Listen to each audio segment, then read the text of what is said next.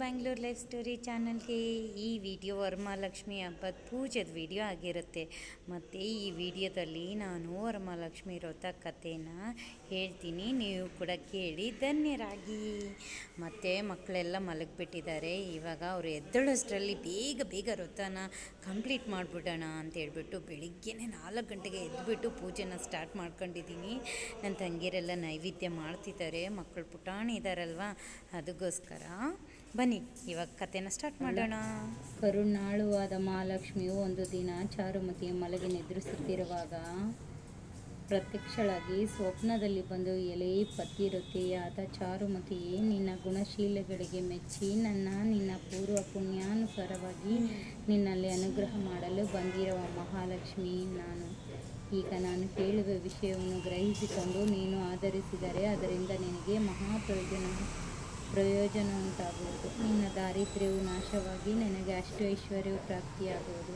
ಆದ ಕಾರಣ ಶ್ರಾವಣ ಮಾಸದಲ್ಲಿ ಬರುವ 2ನೇ ಶುಕ್ರವಾರದ ದಿನ ಪ್ರದೋಷ ಸಮಯಕ್ಕೆ ಸರಿಯಾಗಿ ವಿಧಿವತ್ತನಾಗಿ ನನ್ನ ಪೂಜೆಯನ್ನು ಮಾಡಿದರೆ ನಾನು ಅವರಿಗೆ ಸಕಲ ಭೋಗ್ಯ ಭಾಗ್ಯಗಳನ್ನು ಕೊಡುವೆನು. ಯಾರಿಗೆ ಪೂರ್ಣ ಸಂಪರ್ಕವಿರುವುದೋ ಅಂಥವರಿಗೆ ಈ ವ್ರತದಲ್ಲಿ ಭಕ್ತಿ ಹುಟ್ಟು.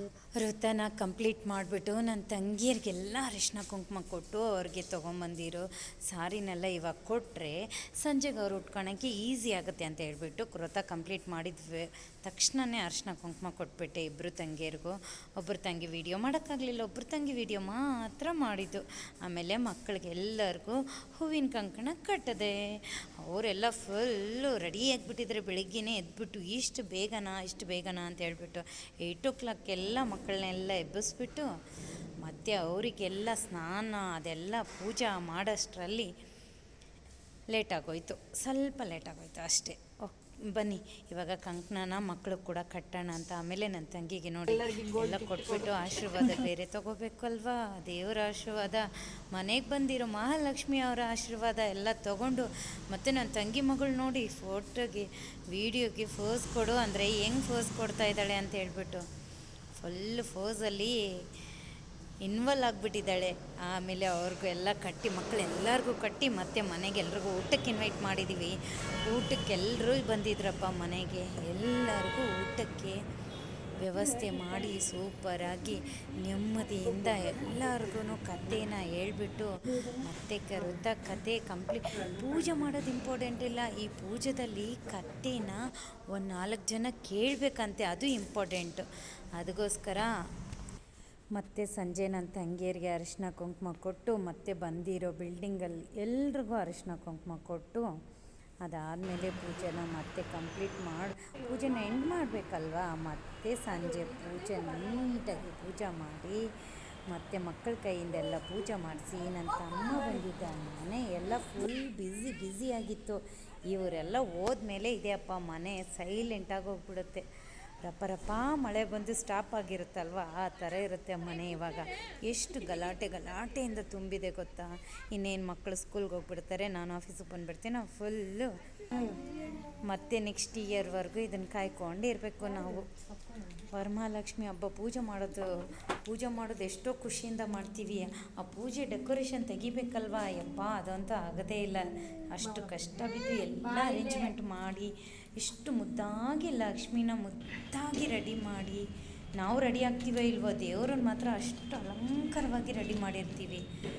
ಅದು 1 ಮಂತಿಂದ ಪ್ರಿಪೇರ್ ಮಾಡಿರ್ತೀವಿ. ಇದು ತೊಗೋಬೇಕು, ಅದು ತೊಗೋಬೇಕು, ಆ ಸೀರೆ ತೊಗೋಬೇಕು, ಈ ಸೀರೆ ತೊಗೋಬೇಕು ಅಂತ ಹೇಳ್ಬಿಟ್ಟು ಅಲ್ವಾ. ಅಷ್ಟು ಮುದ್ದಾಗಿ ರೆಡಿ ಮಾಡಿ ಅದನ್ನು ಸಂಜೆ ತೆಗಿಬೇಕಲ್ವ, ಸಖತ್ ಬೇಜಾರಾಗುತ್ತಪ್ಪ ನನಗಂತೂ ನಿಜವಾಗ್ಲೂ. ಮತ್ತು ಸಂಜೆ ಪೂಜೆ ಮಾಡಿ ಮತ್ತೆ ಕಥೆನ ಕಂಪ್ಲೀಟ್ ಮಾಡೋಣ ಅಂತ ಸಂಜೆ ಕಥೆನ ಕರುಣಾಳುವಾದ ಮಹಾಲಕ್ಷ್ಮಿಯು ಕೇಳಿ ಎಲ್ಲರೂ ಧನ್ಯರಾಗಿ. ನಿದ್ರಿಸುತ್ತಿರುವಾಗ ಪ್ರತ್ಯಕ್ಷಳಾಗಿ ಸ್ವಪ್ನದಲ್ಲಿ ಬಂದು, ಎಲೆ ಪತಿವ್ರತೆಯಾದ ಚಾರುಮತಿಯೇ, ನಿನ್ನ ಗುಣಶೀಲಗಳಿಗೆ ಮೆಚ್ಚಿ ನಿನ್ನ ಪೂರ್ವ ಪುಣ್ಯಾನುಸಾರವಾಗಿ ನಿನ್ನಲ್ಲಿ ಅನುಗ್ರಹ ಮಾಡಲು ಬಂದಿರುವ ಮಹಾಲಕ್ಷ್ಮಿ ನಾನು. ಈಗ ನಾನು ಹೇಳುವ ವಿಷಯವನ್ನು ಗ್ರಹಿಸಿಕೊಂಡು ನೀನು ಆಧರಿಸಿದರೆ ಅದರಿಂದ ನಿನಗೆ ಪ್ರಯೋಜನ ಉಂಟಾಗುವುದು. ನಿನ್ನ ದಾರಿದ್ರ್ಯವು ನಾಶವಾಗಿ ನಿನಗೆ ಐಶ್ವರ್ಯವು ಪ್ರಾಪ್ತಿಯಾಗುವುದು.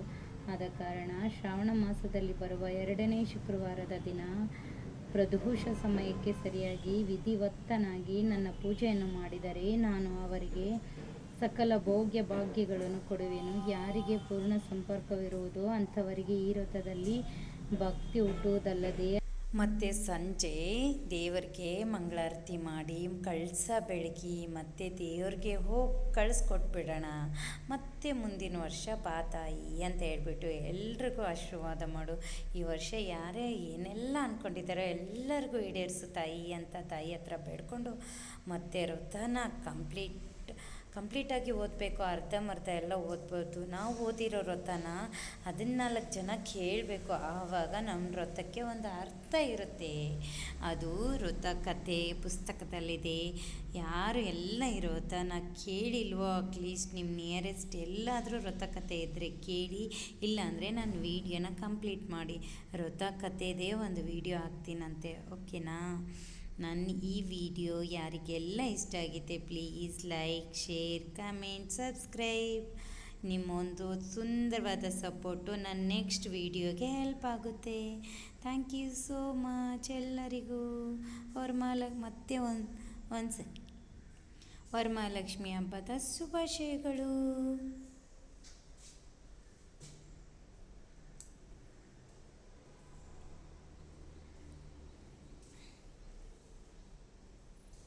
Have a nice day. Bye.